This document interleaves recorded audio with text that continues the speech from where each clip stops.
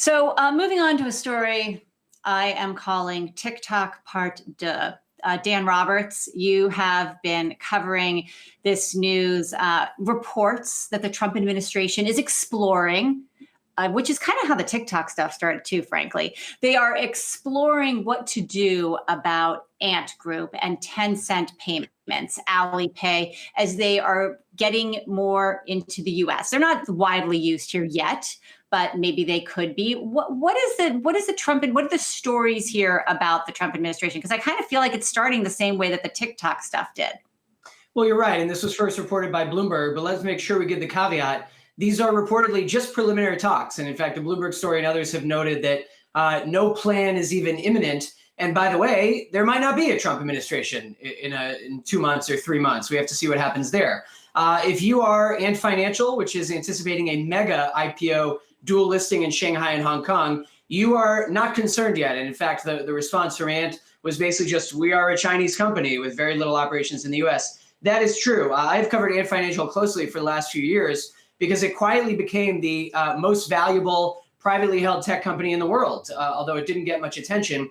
It is the formerly within Alibaba and then spun off payments unit.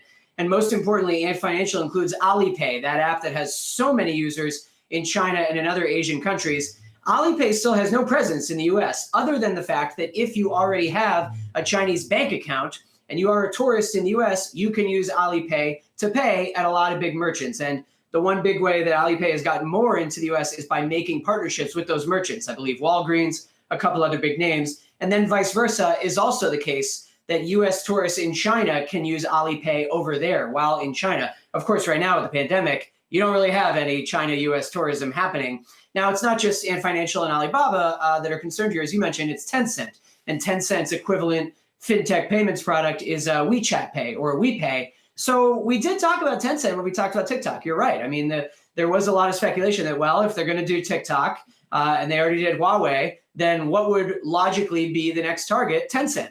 So, there is some concern here that this IPO, which, by the way, seeks to raise more than $30 billion, which would eclipse Saudi Aramco. If it happens and if the numbers are as they've been reported, it's going to be the largest IPO in the world. You might have some concern over that IPO now, according to this report. But again, it all depends on if Trump gets reelected in the first place, because I don't think Joe Biden would be doing this, but who knows? And then B, even if Trump is reelected, it's all very unclear what, if anything, the course of action would be. So it's sort of a non-story, but it's also the hints, the beginnings of maybe a story, as you mentioned. I remember when President Trump just kept getting asked about TikTok. What are you doing about TikTok? And he started to say, we're looking into it. Yeah, we're looking into it. And then suddenly became, all right, we're going after TikTok. So you're right. It could become a problem, but I would bet you that Ant and Alibaba and Jack Ma are not yet panicking over this. Hey investors, Zach Guzman here. Are you interested in learning more about the markets and getting the latest financial news? Well, then click right here to subscribe to our Yahoo Finance YouTube channel. Get the latest up-to-the-minute market analysis, big interviews in the world of finance, and information on how to manage your money every day wherever you are.